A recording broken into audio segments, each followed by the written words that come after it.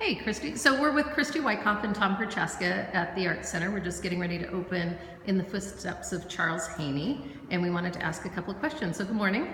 Hi. So tell us a little bit about how the project started. Well, it's a long story, but I'll do the short version.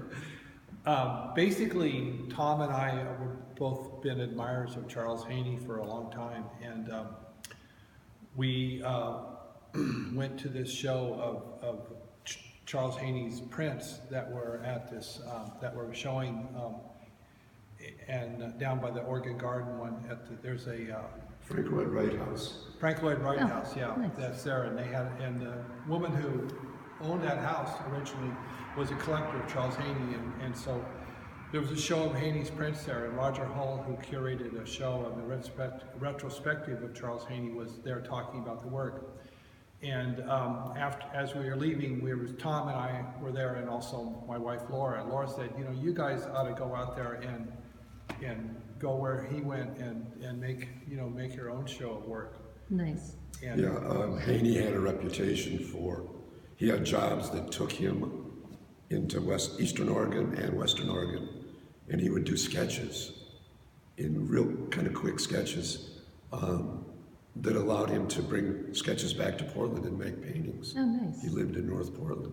So he had created these maps where he went, and Roger had all the information on these maps. Oh, cool. Where he had traveled. So we had this plan, we were going to follow his steps. Let's look at the map real quick. Yeah. He actually went as far as northern Nevada too, and we had hopes of doing that too, but pretty quickly we realized there was a lot of driving just in Oregon, and so we would make these base camps and then go out from there and try not to move. But we spent the month of September 2014 out in Oregon, camping out mostly under the stars. It was just great, and drawing during the day.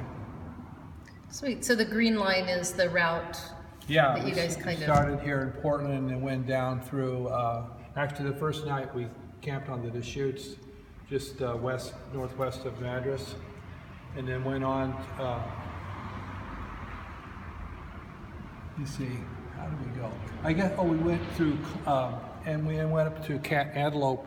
And the first place we stopped to draw was Clarno, which is one of the Painted Hills monuments. Oh, nice. Yeah, what we've done, we've hung the show, excuse my voice, but we've hung the show in relation to the travel on the map. Oh, nice. We tried to create sequentially. Yeah. And that's the first time we've done that with this show. Oh, perfect. So as you start on this side, you're closest to Portland. Yeah. And then kind of going Mecca around. Flats, Clarno, and Then Muleshoe Mountain, which is on the John Day River, and we went up to. Yeah, I'm going to get some close-ups on Mitchell. We went up to the Painted Hills Monument that's out from there. That's my watercolor at Clarno. These are so beautiful. And, it's interesting, when I was hanging the show, it's always nice to be able to get up close to them, and I'm looking forward to spending some time with them. But the marks on these are so beautiful. And I know both of you are very, been working for a long time and are very talented draftsmen and artists. But is there anything about this trip and the landscape and the formations and stuff that informed you in a way that was different than work you've done in the past? Well, I don't think I've ever spent such an extended time out of doors making drawings. And of course, I grew up in Eastern Oregon. I grew up in Nissa down in Malheur County. So for me, it was kind of letter from home. And Tom had spent some time in Central Oregon, especially around the Deschutes, but he hadn't been out here quite so much as I had. So it was, I think, a revelation. But we both just loved being out there. It's one thing though, it was really hot. It's really hot in September. I kid Christy, he's from this part of the country, and he could handle 4 hours sitting in the sun. I was good for about an hour and a half. Yeah. Yeah. And I couldn't handle it that well. And then another interesting thing is that we both have such divergent styles of working, and Tom Right. tends to work really fast, and I'm just going tick, tick, tick, tick, tick. So were any of these done plein air right from the site, or were Well, they most all of- works that you did? Most of them are done in plein air, Oh, but nice. not all of them. Most of mine were done plein air, except the ones from my imagination.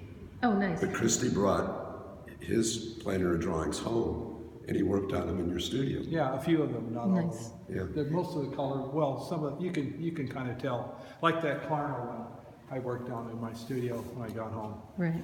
So, Tom, can you tell us a little bit about this series, because it's a little different than the landscape pieces? Oh yeah, I was really taken by the story of the Heaney County, the French Glen, and I'd always thought French Glen was French Glen, like in Ireland, but French Glen is the name of Peter French, who was a cattle baron in the area, and Glenn, who was a California cattle baron that hired Peter French to come kind of grab land and put cattle on land. So French Glen is the combination, and Peter I did French not know that. eventually ended up marrying Glenn's daughter. But she never came to Oregon. No. And eventually, like some things that are going on now, settlers moved in that wanted to be farmers. And there was hostility between the ranchers because, they were trying to protect their water rights, barbed wiring off their water holes. And eventually Peter French got himself shot in the head by a rancher. And then there was a big, it was in Burns, there was a big trial in Burns of the guy, I forget his name, the guy got let off. Yeah, he didn't get convicted. Yeah, and this is Peter French imaginarily standing on his round barn, which he's so famous for. Do you know about the round barn? I don't. Tell us a little bit about it. Go ahead, Christy. Well, that huge ranch, and they had lots of horses too. And so they built this round barn, and this is a drawing of the inside. Well, there's an inner core of the round barn, which is actually Tom's drawing. This is inside the round barn. It's all built out of juniper logs. And then outside that inner core, there was this ring, which is also covered. And they would have horses in there, and then they would exercise them outside, away from the rain. Oh, And interesting. also the fact that it could keep the horses running without coming to corners. Right. Because it was round, they could just keep Yeah. running and running.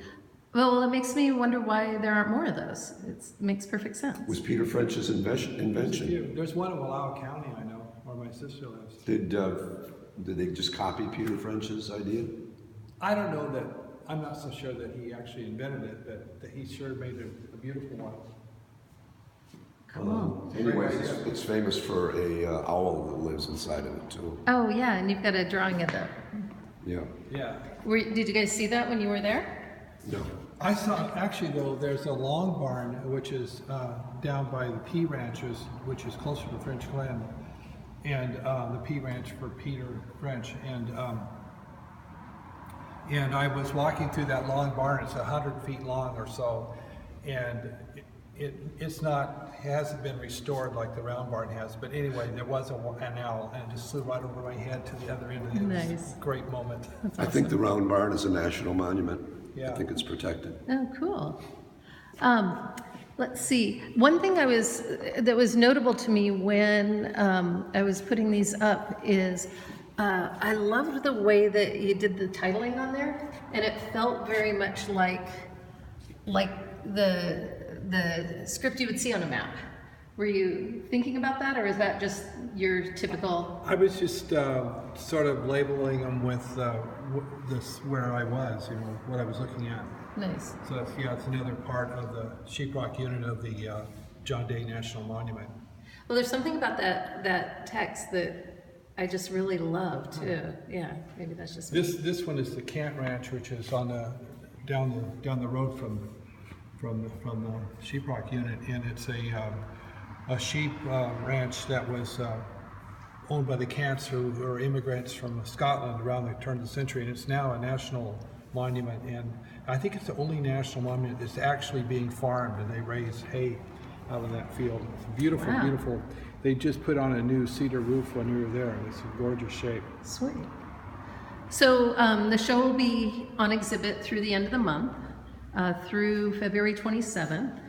And you can always come in and see everything at the Art Center for free.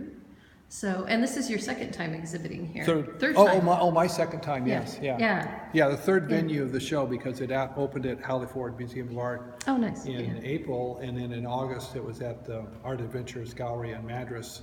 And this is the third venue, and then it'll be next fall at PCC Rock Creek. Nice. And this is my second time, though. I was here 3 years ago. I had a really great, I really wanted to come back because it's such a beautiful Nice. space. And we should probably give a shout out to the Oregon Arts Commission. You received a Career Opportunity Grant to support the show. And I want to give you a shout out for Aw. being such a wonderful host. Well, we can edit that part out. Well, we're really happy to have you guys here, and want to invite everybody to come and see the exhibit.